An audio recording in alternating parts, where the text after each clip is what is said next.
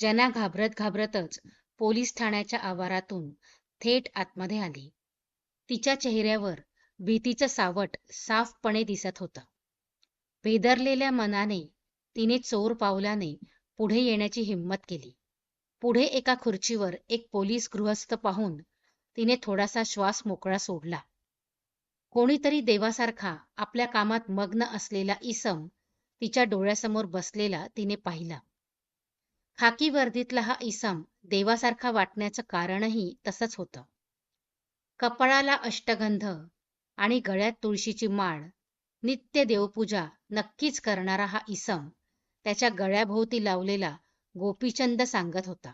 जनाने हे हेरलं आणि त्या क्षणी तिने त्या इसमाला पुढे येऊन नमस्कार घालत विचारलं, साहेब, मी जना, बैतूर गावची हाय मी. माझा नवरा तुमच्या ठाण्यामध्ये अटक हाय. कुणाला भेटू म्या? काय बी कळना गेलं बघा.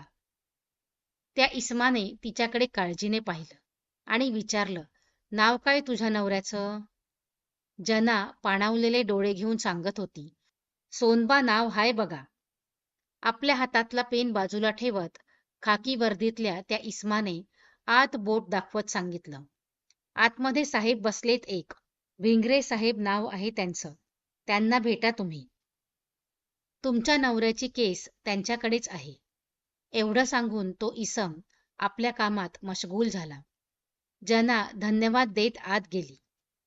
थोड्या वेळात कसला तरी ओरडण्याचा आणि रडण्याचा आवाज बाहेर बसलेल्या या माळकरी पोलीस इसमाच्या कानावर आला. म्हणून हातातलं काम सोडून काय झालं ते पाहण्यासाठी तो इसम आत गेला. जना खाली बसून रडत होती आणि भिंगरे नावाचे पोलीस तिच्यावर जोराने ओरडत होते.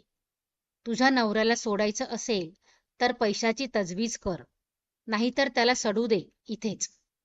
आम्हाला त्याचं काही एक देणं घेणं नाही, म्हणून ताकीद देत होते भिंगरे साहेब.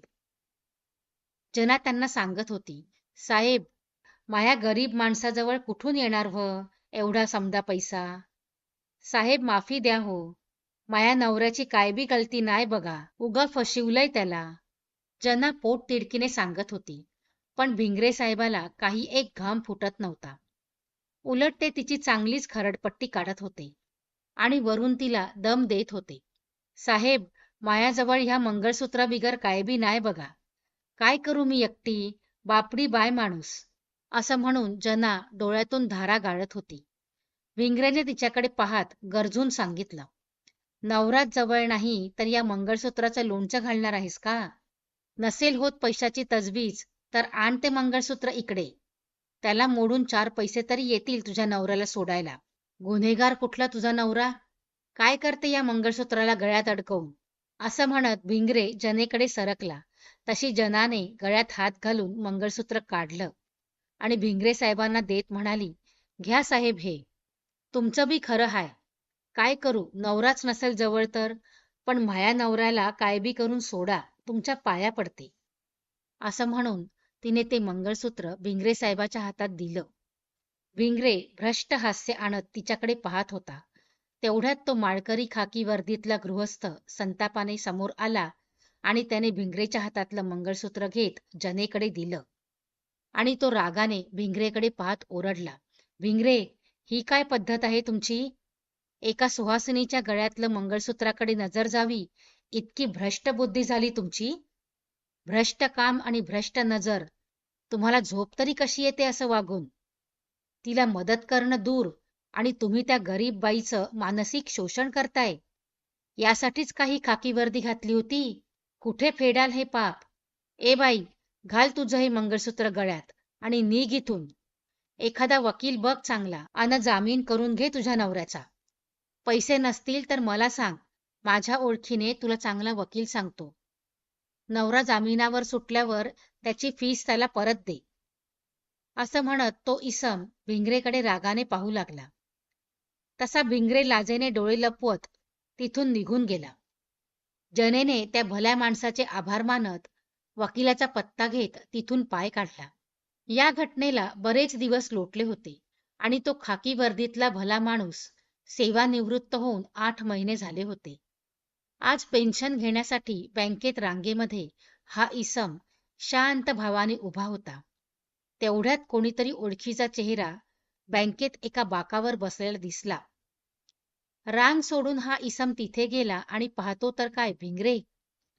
एक हात लटलट कापत होता, तोंड जरासं वाकडं दिसत होतं आणि पाय अतिशय निकामी आणि थरथरत होताना दिसत होता. काय झालं भिंगरे? असं कसं काय झालं? मला तर कल्पनाही नाही या गोष्टीची. मोठ्या आपुलकीने त्या सद्गृहस्थाने चौकशी केली. बाजूला उभी असलेली भिंगरेची बायको समोर आली. नशिबाचे भोग सगळे, दुसरं काय असणार. यांच्या अंगावरून वारं गेलं. 1.5 महिने झाले. आता पगार उचलण्यासाठी घेऊन यावं लागतं त्यांना. काही उरलं नाही जवळ. खूप इलाज केले, पैसे घालवले, पण काही फरक पडला नाही यांना. असं म्हणत तिने स्वतःचे डोळे पदराने पुसले.